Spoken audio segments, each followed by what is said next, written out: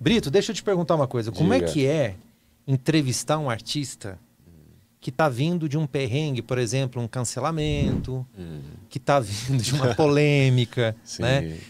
Tá vindo de um momento ali, de repente, em que ele precisa botar a versão dele dos fatos, né? A gente teve, por exemplo, o caso do Anderson Leonardo, tal. Como é que é? Que cuidado tem que ter? Porque eu imagino, a pessoa quer falar, mas ao mesmo tempo não é assim, né? Enfim, o que você faz? Qual que é a receita? Então, eu sempre, antes de tudo, procuro saber até onde a pessoa quer ir em determinado assunto, né?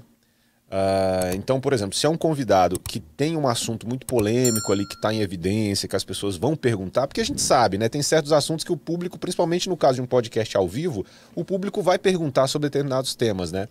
Mas antes de começar, eu sempre pergunto, você quer falar sobre esse tema? Você quer se aprofundar nisso? Sim, não? Se a pessoa fala que sim, aí a gente aborda da forma mais neutra possível, sabe? É a vida do cara, né? É a vida do cara.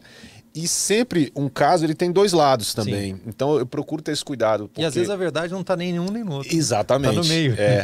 Eu não sou formado em jornalismo, mas eu vejo que uma premissa importante do jornalista é ele ter uma imparcialidade. Estou certo? Sim. Então, se determinado tema... E uma coisa que me incomoda é quando a pergunta ela é tendenciosa para uma parte, para um lado, entende? Já traz a resposta. Você está entendendo? Então, isso eu procuro evitar ao máximo. Porque, por exemplo, se é uma polêmica que tem dois artistas envolvidos, se eu faço uma pergunta demonstrando um apoio a um lado, eu vou estar sendo injusto com o outro lado. Sim. Entende? Sim. Então, assim, isso praticamente é muito raro acontecer, né? Teve um caso só de uma situação parecida. Só que eu dou abertura, sabe? Eu acho que eu não posso censurar a pessoa. Se ela quer falar, ela fala o que ela quiser. Mas eu não sou muito caçador de assuntos polêmicos para ganhar like, sabe? Eu sou zero isso, na verdade. Teve alguma revelação assim que você nem estava buscando e que de repente apareceu no teu canal e acabou viralizando? Você lembra de alguma coisa assim? Assim, o papo que eu tive com o Pinha, que foi integrante do Exalta Samba, né? E ele falou abertamente sobre o final do Exalta Samba naquele momento, né? Enfim, aquela dissolução ali daquela formação do Exalta. Ali foi eu não vou dizer um furo, não, mas foi um papo que até então ele nunca tinha tido com nenhum veículo. De ter falado com detalhes das questões internas do grupo, que levaram... O jeito que ele falou, né? O jeito que ele falou foi inclusive um corte assim que bateu já mais de 1 milhão de visualizações, passou na TV também, teve programas em São Paulo que passaram esse trecho ali na programação para falar sobre o final do Exalta Samba. Então esse foi o que eu lembrei agora. Teve outros casos também, mas eu lembrei desse caso, que foi ele se aprofundou num tema que até então as pessoas eram muito curiosas para saber, e ele ali revelou detalhes do final daquela formação do Exalta. Né? Você acha que é possível eles voltarem assim? Papo de fã aqui. Eu tô fazendo uma pergunta, não é de comunicador, é papo de fã. Para uma turnê, um show, eu acho que não. uma label? Eu acredito que não, Arthur. Porque o que a gente sente é que houve uma separação muito grande assim dos interesses e, enfim. E voltar com o nome Exalta Samba e com os integrantes antigos, enfim, com os que permaneceram, eu, como fã, acredito que não aconteça assim. O que eu acredito que vai acontecer é o que, na verdade, já até ocorreu, que foi uma turnê, se eu não me engano, chamada A Gente Faz a Festa. Que aí era o Thiaguinho, o Krigo, o Péricles, o Pinha também. E aí eles fizeram uma turnê com esse nome. Agora, voltar com o Exalta Samba, eu acredito que não vai acontecer. Uma coisa que é provável que aconteça, não com o Exalta, mas com o Fundo de Quintal... é uma turnê com integrantes antigos do Fundo de Quintal, que ainda estão aqui com a gente. E eu tô falando isso até porque num podcast recente comentaram isso. Eu não guardo nem dinheiro, vou guardar segredo. Mas falaram no ar, por isso que eu tô falando. Deve rolar uma turnê com esses antigos integrantes e tal. Mas o Exalta eu acredito que não vai rolar, não. Pena, hein? É uma pena, porque foi um fenômeno, assim, né? O Exalta Samba movimentou assim um público, até então o samba nunca tinha visto nada parecido assim. Eu lembro de shows aqui em Brasília de 40, 50 mil pessoas. Sim, esse que eu ganhei a promoção, por exemplo, foi no auge do Exalta Samba, né? E assim, é uma coisa que a gente dificilmente vai ver de novo. Eu acho muito difícil, assim. Até pela história do Exalta Samba, né? Momentos da o carreira. momento da carreira. Mas, cara, tem o outro lado também, né? O fato do Exalta Samba não ter acabado, né? Porque o Exalta continua, né? Eles têm a formação que tá rodando agora lá em São Paulo, né? Mas o fato de dois grandes artistas terem seguido carreiras distintas agregou muito pro segmento, né? Porque Sim. olha o que se tornou o Thiaguinho e olha o que se tornou o Péricles, né? Hoje, né? Sim. Então são dois grandes artistas no nível que... Enfim, que agrega para todo o segmento. Eu ia falar no nível do Exalta Samba, mas enfim, é muito relativo esse negócio de nível, né? Mas são dois artistas que somaram para o segmento, né? Então o segmento ganhou dois grandes artistas aí, né?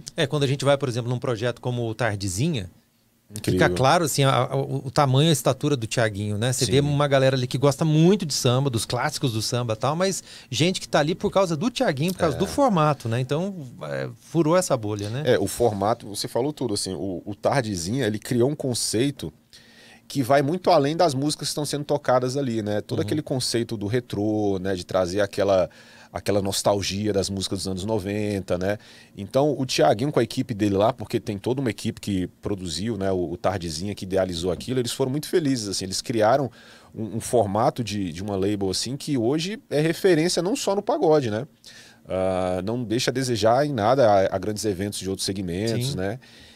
Que é também um pedido da galera que volte Tardezinha, né? Sim. Muita gente pede para voltar, né? Mas o Thiaguinho, ele também foi muito sagaz ali com a equipe dele, terminou essa etapa do Tardezinha no auge, né? E esse eu acredito que volte, viu? Esse evento, porque, enfim, como é que não volta um negócio que tá mais fácil não também, muito mais fácil. Então acredito que deve retornar em algum momento o evento, porque a galera pede, né? Falamos agora há pouco sobre a saída do Thiaguinho, do Péricles e tal. A gente sabe que quando você tem um grupo, né? Muita gente, muitos interesses e tal, e às vezes acontece de aquele que tá ali na frente do palco tal, sair e seguir uma carreira sozinho. Alguns com muito êxito, a gente falou do Thiaguinho, mas tem outros exemplos também, o Belo e tal. Sim. Outros, Alexandre Pires, né? Outros com sucesso tal, etc. Estão aí, mas alguns que não deram certo. Sim. Como é que você vê isso? Como é que a gente analisa isso? Quando de repente alguém chega e fala assim, ó, vou seguir carreira solo. Cara, isso aí é uma coisa que eu mudei muito o pensamento depois que eu comecei a trabalhar tanto com pagode, né? Porque na nossa visão de fã é sempre aquilo, pô, o cantor não devia sair, pô, por que ele saiu? Só que quando a gente passa a ter um olhar mais profissional do negócio, realmente do negócio da música, a gente começa a analisar o seguinte, mas qual o custo-benefício daquele profissional dentro daquela empresa ali? Sim. Entende? Então, fora isso, tem a questão da relação interpessoal, né? É muito difícil trabalhar em equipe, né? Você coloca aqui dentro da rádio, aqui, por exemplo, você tem uma equipe de trabalho. Sim. Um de repente sai, vem outro, mas grupo é aquela formação ali durante anos, né? Durante 10, 15, 20 anos. É um casamento, né? É um casamento. Então, assim, existe o desgaste da relação, existe a questão profissional realmente. Às vezes o cara analisa e ele vê, poxa, eu tô ganhando X, os outros estão ganhando X também, mas de repente eu posso ter uma ascensão profissional aqui, ganhar mais. A gente não pode condenar isso, né? Tem gente que fala, é mercenário. Cara, é a profissão do cara, né? De repente ele entende que aquele momento é importante para ele poder fazer um pé de meia ali, aquela oportunidade pode não vir de novo, ele sai do grupo. Então eu não condeno quem sai, não condeno também quem acha errado, mas tem casos e casos, sabe? Tem casos e casos. Tem casos que a gente olha e fala assim, cara, tomou uma decisão correta. Agora tem casos que você olha e pensa, poxa, por que não continuou? Porque a marca era tão forte. Porque tem isso, né? Às vezes o cantor é excepcional, só que a marca do grupo ali é mais forte que o cantor. No sertanejo tem muito isso, né? Entende? Então, não, vou sair. E às vezes ele sai e enfraquece os dois lados. Entende? Eu dei o exemplo do sertanejo, porque assim, às vezes você olha uma dupla, você fala, eu não consigo ver esse cara sem o segunda voz ali e vice-versa. Exatamente. Né? Às vezes acontece, tem relatos de tragédias aí, né? Duplas que se separaram por causa de morte e tal, etc. Mas normalmente você olha assim e fala, opa, funciona os dois. Né? Pro público, musicalmente, um precisa do outro, né? Às vezes acontece isso também em grupos, né? Muito, muito. Por exemplo, hoje, dificilmente você imagina o Sorriso Maroto sem o Bruno. Sim. Dificilmente. E o Sorriso é um exemplo raro, né? Que é um grupo não é um grupo mais de garotos, né? Ele já tem uma história muito grande, de muitos anos. E eu não vejo uma probabilidade, de repente, do Bruno sair, até porque eles deixam bem claro isso, e é muito raro hoje em dia, né? Um grupo num sucesso tão grande há tanto tempo, e a gente não vislumbrar a possibilidade do cantor sair, porque antigamente era bem comum, né? Os grupos, enfim, que estouravam, você já esperava, o cantor vai sair. Era quase um caminho natural, né? Era quase um caminho natural, exatamente.